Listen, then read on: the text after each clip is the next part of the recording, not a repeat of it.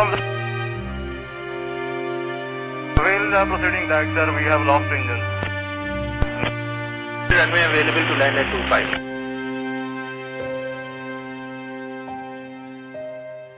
It was supposed to be a joyous reunion. On the morning of May 22, 2020, 91 passengers boarded Pakistan International Airlines Flight 8303, their hearts filled with anticipation. The weeks-long COVID-19 lockdown had kept loved ones apart, and this flight to Karachi symbolized a long-awaited return to normal life. But what began as a hopeful journey soon descended into terror, as the flight's final moments turned into one of the most catastrophic air disasters in Pakistan's history. This is the story of how a routine flight spiraled into chaos, and a nation's shock turned into an urgent demand for answers. The aircraft, a 16-year-old Airbus A320, was no stranger to the skies. It had a robust history of flying, with its last routine maintenance check completed just 2 months prior, on March 21st, 2020. However, like much of the world, the plane had been grounded amid the global pandemic, returning to service on May 7th. In those 11 flights since the lockdown, no one could have foreseen that the 12th would be its last.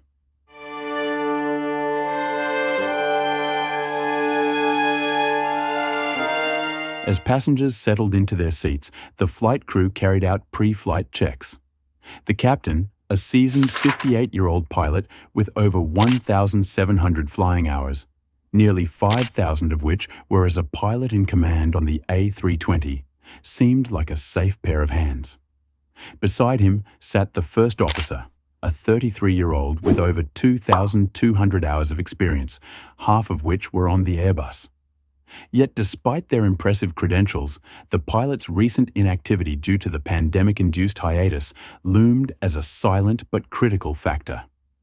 The skies were familiar to them, but the crew was not as sharp as it once had been.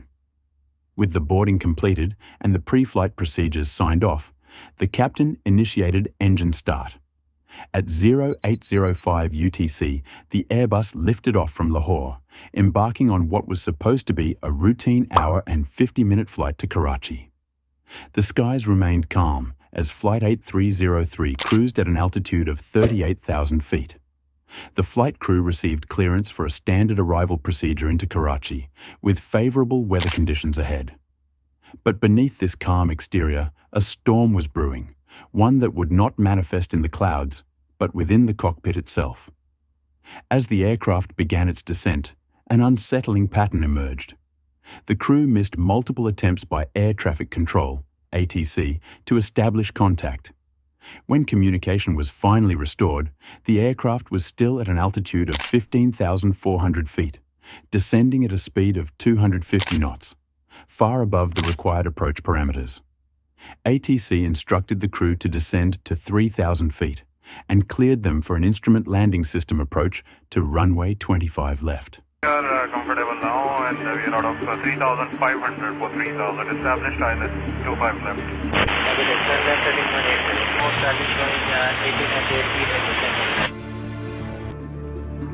Sir, we are established on ILS 25 left. 306 airline 25 left. Roger, Pakistan. However, as the aircraft hurtled toward the ground, it was clear that Flight 8303 was not on a stabilized approach. The captain, seemingly intent on making the landing, ignored critical altitude warnings. The Airbus approached the runway too fast and too high. The landing gear remained retracted as the aircraft drew perilously close to the ground. In a desperate move, the pilots attempted to deploy the landing gear far too late, setting the stage for disaster. With the landing gear still undeployed, the belly of the Airbus scraped along the runway. Sparks flew as the plane's engines dragged against the concrete, a bone-chilling noise echoing through the cabin. Passengers gripped their seats, some praying, others frozen in silent horror. The captain initiated a go-around, attempting to lift the plane back into the air for another approach. But the damage was done.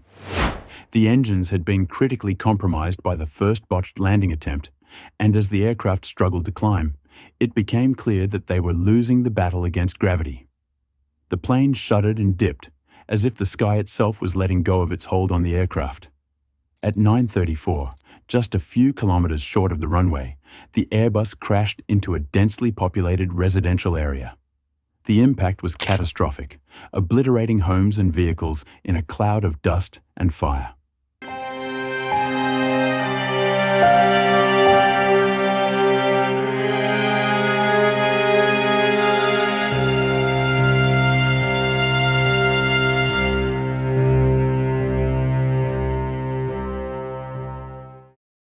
"97 of the 99 people on board perished, while 2 survivors emerged from the wreckage as if by some divine miracle.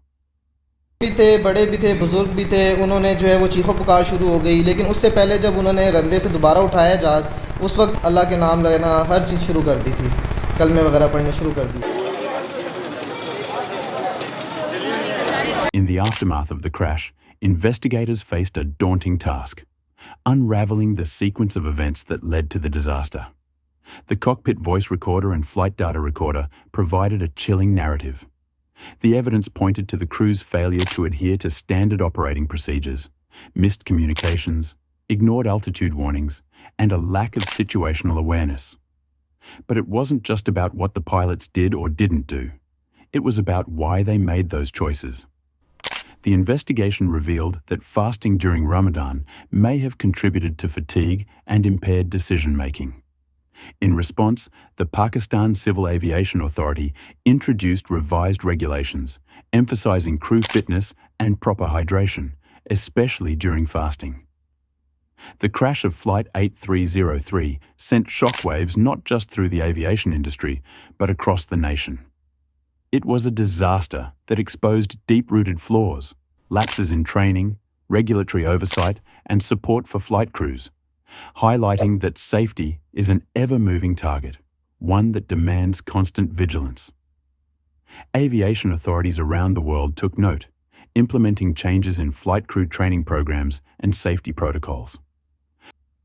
For many in Pakistan, the crash wasn't just a story of systemic failures, it was a personal tragedy.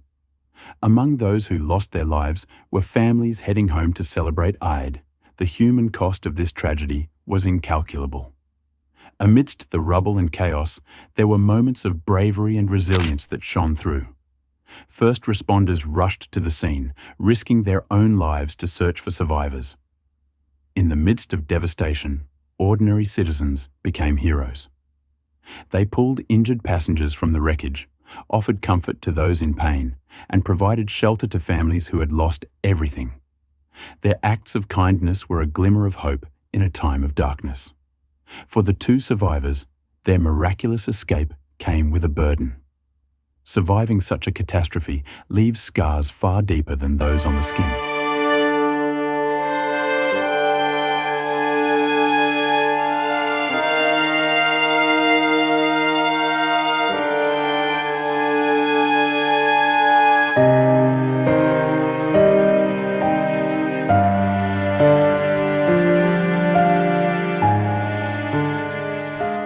For the victims' families, closure remains elusive. No investigation report or regulatory reform can bring back their loved ones. The pain is a living memory, a shadow cast over every anniversary of that fateful day. The crash of Flight 8303 did not just leave scars on the ground. It etched a mark on the aviation industry, a reminder that safety is a journey with no final destination. I opted to fly on PIA, primarily because I have a huge issue getting up early. But interestingly, that day only, on the windscreen, it appeared that the plane was nosediving. To myself, I asked my God, so the plane is crashing and I'm dying. So the plane crashed and I could see that the plane was wobbling when I fainted. I just